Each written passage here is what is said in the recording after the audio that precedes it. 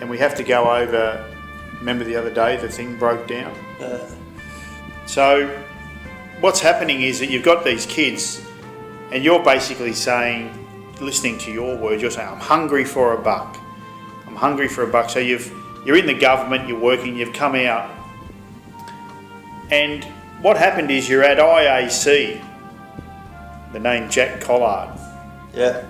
IAC stands for? Industrial Acceptance Corporate Premises. Doesn't exist any longer. Okay. It's a subsidiary of a big American bank. A subsidiary of a big American bank. Yeah. Yeah. So how did, and so I thought it was interesting, let's pick up that story again, because we didn't get it. And you were telling this interesting story about how the transition from IAC to AVCO. Well, Seaboard as was originally. Yeah. It was called Seaboard. Yeah. So AVCO was Seaboard. No, Seaboard was bought out by AVCO. Seaboard was bought out by AVCO. Yeah. And so you were talking about the story of someone from AVCO, I think, is ringing Jack to ask about Mr. Gleeson. Yeah. Remember that story? Yeah. And it was about wages and Yeah. and if that's what Mr. Gleeson says that, then that's what it is. Remember that story? That's right, I want to pick up on that story. Jack Collard. Yeah, because the thing broke down the other day. So you want to get that story because that's a good story. And it's the transition from IAC, you're hungry for a buck, moving into this AVCO Seaboard. And we'll talk further, and that will lead into the story of AVCO, because you made this mention of it's the most profitable branch in the world, right?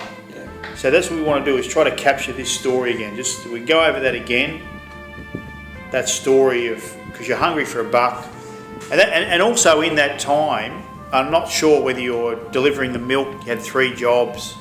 No, at that time I wasn't delivering milk. I was delivering milk when I was with The government. the government days. Yeah. But he was penciling. Well, that's another story. That's the penciling comes in. I'm not sure how the penciling fits into it. So, at IAC, what did you do there? What was your role at IAC? Oh, it's just clerk managing accounts. IAC was a finance company, financing car sales and all that for various car sale companies. Right, okay. Yeah. So I think the key words for me is car sales. Yeah. Very specific, cars. Yeah, well, that's all it was. Yeah, And I just had to, they'd submit people for loans and I just had to check the people out. right, okay. And go down once a month and at the various car yards we were subsidising and check their stocks. Yeah. So, at IAC, what's your recollection of how that ties in? Like, I've got you pegged here at IAC at age 26. It's 1962. Now you about right? And how long did you work there for? 5 years, I suppose. Okay, that makes sense. Because in 1967, I've written in here that AVCO comes into the scene. So tell me the story of the transition again from what made you go from IAC? How did that happen where you went from IAC to AVCO at age 31? You were 31 years of age, it's 1967. Well, quite simple. I knew a couple of blokes because Seaboard had just been here for a short period of time. Yeah. And a few people that I knew in other companies had moved across and got huge salaries. Yeah, right. So I said, I'll be in this. Yeah, And one of the blokes that was I don't know if you met him, but you know of him, was Des Hart. yeah, Right, well, Des Hart went across. So I said, I'll give it a go. So Yeah. I made an application to join him. okay. And I was earning, what was I earning? Less than $2,000 a year in Yeah, those days. yeah, And so I said I'm earning 3,000 and something a year. yeah, And that's when Mike Feeney rang, what's her name, anyhow. Mike and Feeney. he said, well, if he said he was earning that, that's what he was earning. Is Mike Feeney talking to Jack Collard? Jack Collard's the bloke I'm talking about, Yeah, okay. And so that was your big bump. You got a bump at that time. You're about age 31, Yeah. and you got this, increase, Not really double my salary. nearly doubled your salary. Yeah. Right.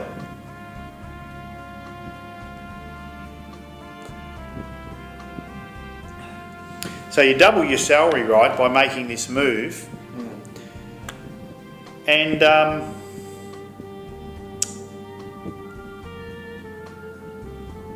what's the and so you've got this.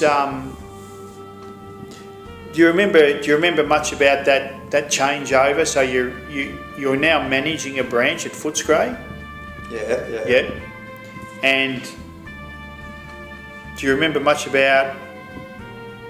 I don't know. Did you feel comfortable about that? Well, Was it it's easy a for brand you? new branch. A brand new branch. Yeah. But what happened was along the way, it's the most profitable branch in the world. Is that true? The most profitable branch in the world. Is that what you're saying? That's what I've got for Yeah. But only for one half year or something. Yeah. Okay. Yeah, but still, even still, right? So yeah. it's recognised as the most profitable branch in the world. But were there? So what happened with that? What happened with the transition from Avco to Elmore Finance? Did Elmore Finance come out of that transition directly? No. I thought I could run my own show, but I seen what was happening, and so I thought, and a couple of blokes put a few bob in, and I said, yeah, we'll have a go. Who'd you say? We've run it the same sort of way. A mate of mine had done it, Peter Clark, and he was doing very well. So what you're talking about, Peter Clark, he sets up his own finance company? Yeah. Right. Okay. So that's the issue. So you're basically saying, you're asking yourself the question, you're in Avco, you're looking at how they do things, and you're saying, you know what, we could do this ourselves. And Yeah. Peter Clark actually did it. And that was a catalyst to you starting Elmore. Yeah, that's right. Yeah? Yeah. So for you to leave Avco though, you were doing pretty good, weren't you? Most No, profitable. I was doing all right, but I had a couple of blues with management upstairs. Yeah. Not the Yanks, Not the Yanks. the local management upstairs. About 3 blokes. Guess what? They were all fucking poms. You wouldn't believe it. All come from pommy families. Yeah. I know. And one bloke said to me, well, I'm going to get you. And I was like, these blokes have got no idea. But anyhow, I said, so that's why I started putting my head down and looking around, you know. Yeah, yeah. What weren't they happy with? Do you think? Because I criticised them on getting rid of a couple of blokes which I thought were terrific blokes. Yeah.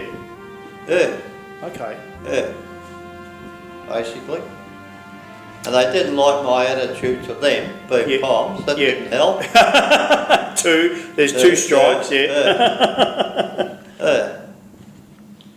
But what about the way you conducted business? Was there any issues with the way you conducted business? No, No. No. In fact, I expanded the business by using some of the contacts from the previous companies and bringing companies across, you know, Yeah. to deal with us. Yeah. Yeah. So we're just talking about the start of Elmore Finance. And John's been at Avco dealing with the Pommy bastards, thinking along the lines of, bit of insurance. Peter Clark's gone out and set up something successful in his own right. So how did Elmore Finance start? You mentioned something before about someone gave, I don't know, $100 grand or something. Yeah. How did it start? How did you're going to leave Avco? You How had did- a lot of clients then that went through Avco, so I just rang them up and tell them going out my own. Right. So you poached Avco clients. Yeah, oh yeah. Right. And was there any, for example, I'm thinking, was there any threats from Avco that you're poaching our clients or anything like that in those days? No. Right. Well, I was a little shitty at that point in time, Yeah. you know. They wouldn't have given They a were shit. firing. So Couldn't have cared less, right. They actually would send you people that they knock back. That's a fair point, okay. And so you start out, do you remember talking to Mary at all about, I'm going to go out by myself?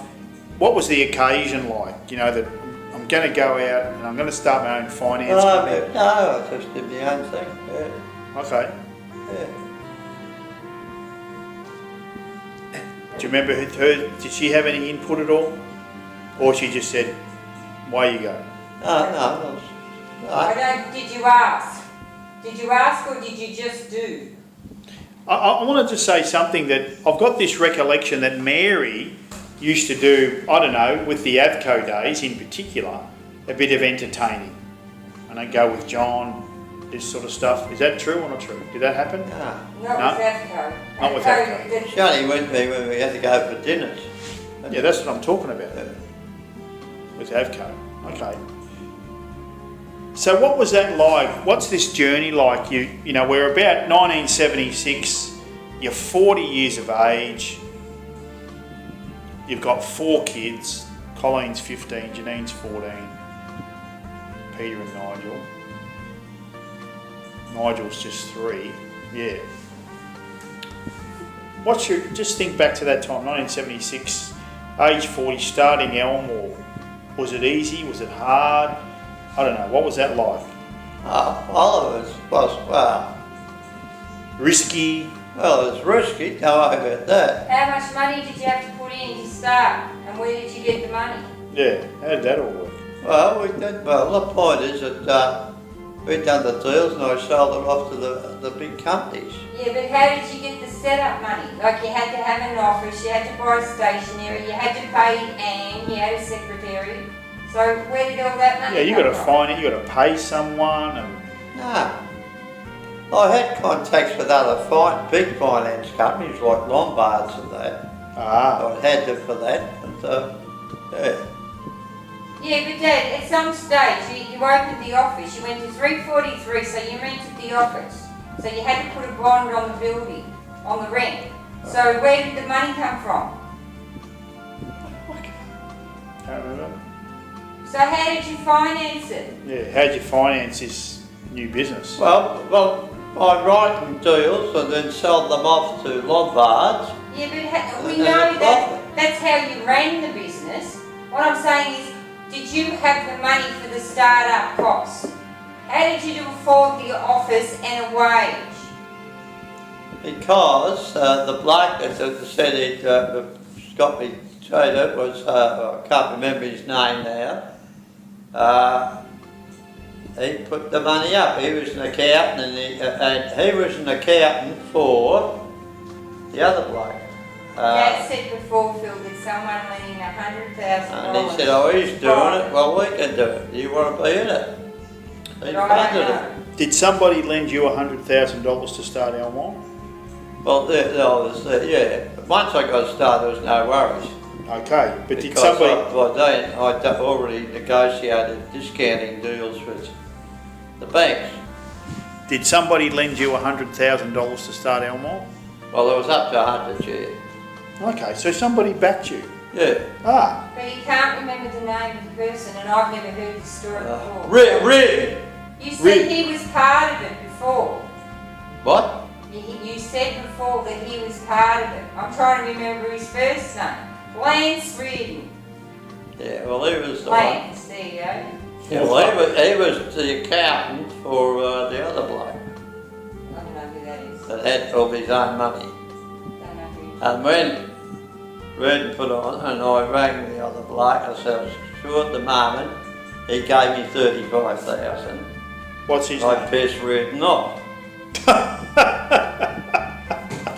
What's his Hey, name? what's it? I'll get you to... You uh, relax. You think of the names, I'll get through. what's 35,000. it? I can't remember. Anyhow. So we're now... There's a point in life now that the recession we had to have, Paul Keating, all these properties, the wheeling and dealing. But then you're about 55 years of age, 1991, and you have to look towards new horizons. Elmore's now wound up, and you find yourself working at the mill, I'm going to call the mill, with Peter. Yeah. Mill. A paper mill. What it's called? The paper mill, yeah. The paper mill.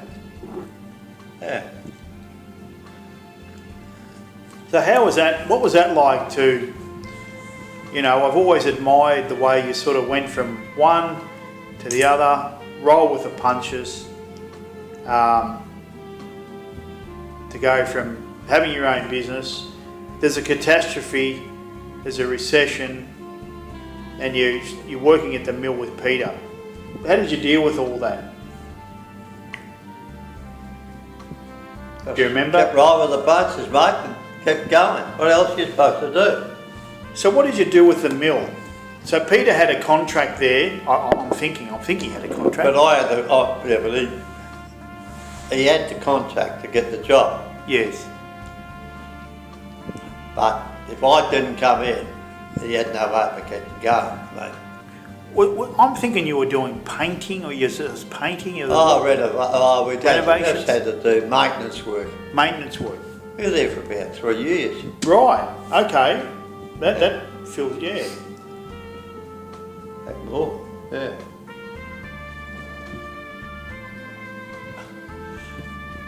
And then was that the formation of Elmore Construction? Probably, I think we might have heard. Probably. Okay.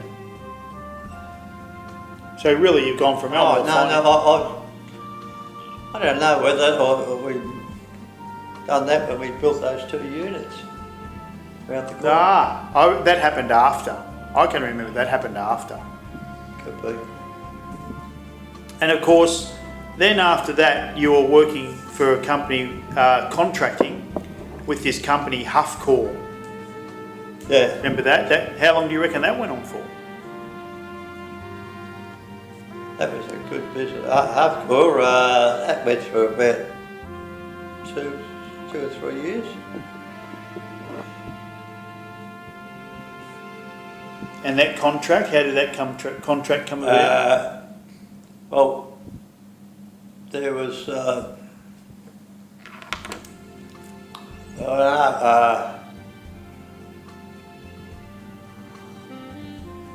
there's some other company got into Huffcore, and they had some contacts, and they so we got the flick.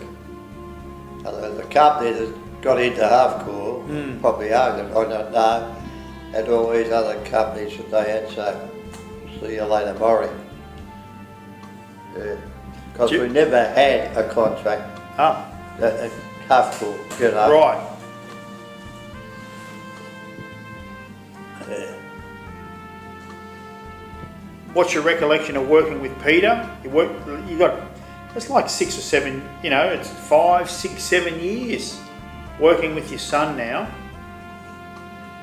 who, you know, is in building and construction, and you go off each day in the van. Pretty unpredictable, to say the least, yeah. But still paid the bills. But still paid the bills. Yeah, yeah. Yeah. So, do you remember when Huntley Street burnt down? You're about 56, it's 1992. Oh, sure, obviously it burnt down the court. Oh, not we were burnt down, coming home one night, yeah. Yeah, what happened with that? What was that? What happened? You come home and how did that all? I don't have a recollection. I just that thing had burnt, but.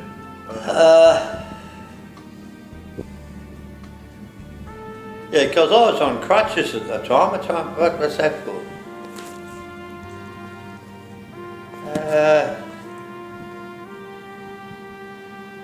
Yeah, I was on crutches and we come home at night.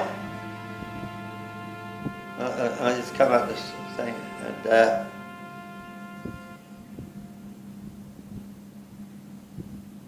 lucky we just got there at the time.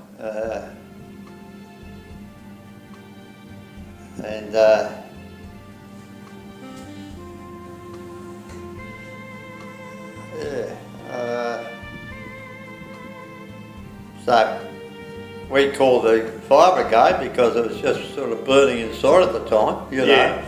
in the chimney, yeah. And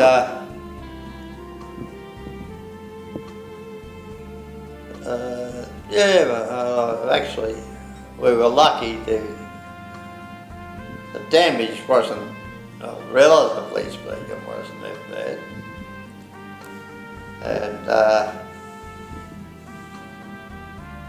And anyhow, yeah, the fire brigade came through, they did a ripper job, Yeah, so I thought we were in trouble there on that one because it happened around the chimney, and yeah, the fire brigade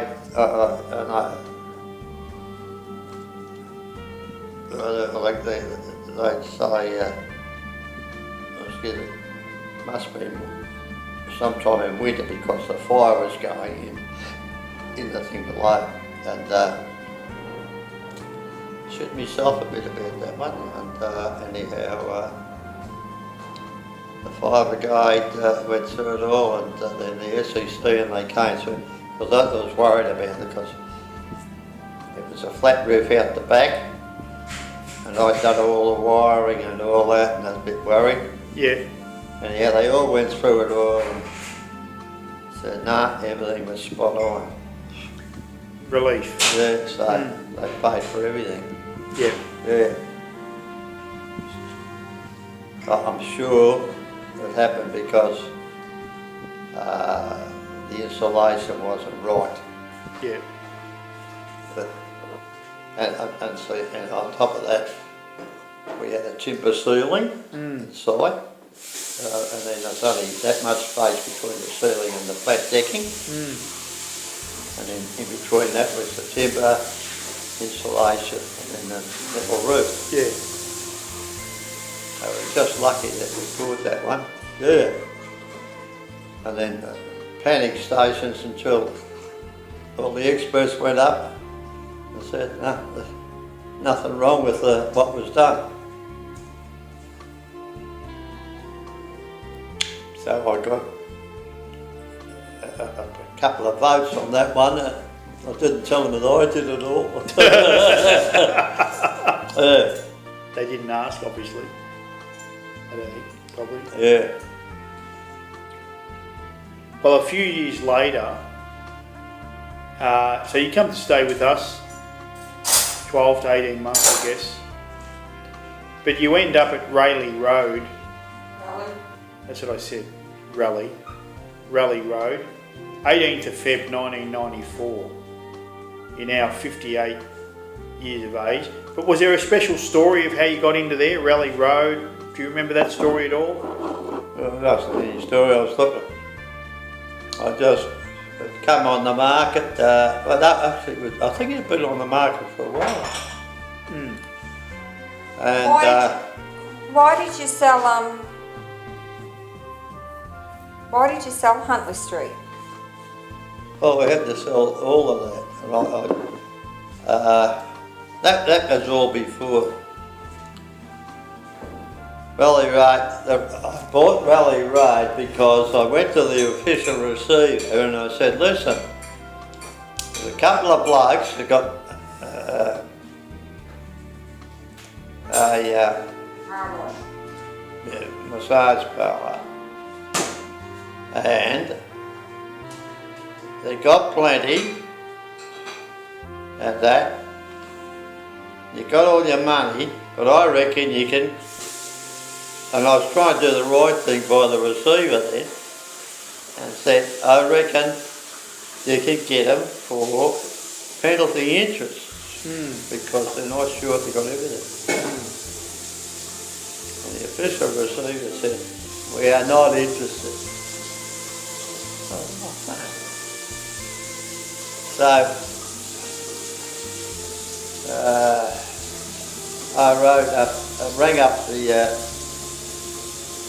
whoever it was, I had to ring up, and I said, listen, got on. I reckon I'm entitled to penalty interest rates. They got plenty of money, and the bloke said, yes, send me in a bill. I don't care, that was that easy. They just didn't want to know about it. Send me the bill, you're entitled to penalty rates. And I got, I think I got about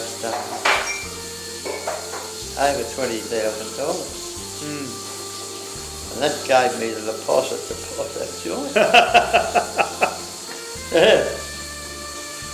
Yeah, you couldn't believe it, but that's what, if you get involved with these dickheads, they couldn't give a start. It's not their money. Yeah. I said, how easy is this?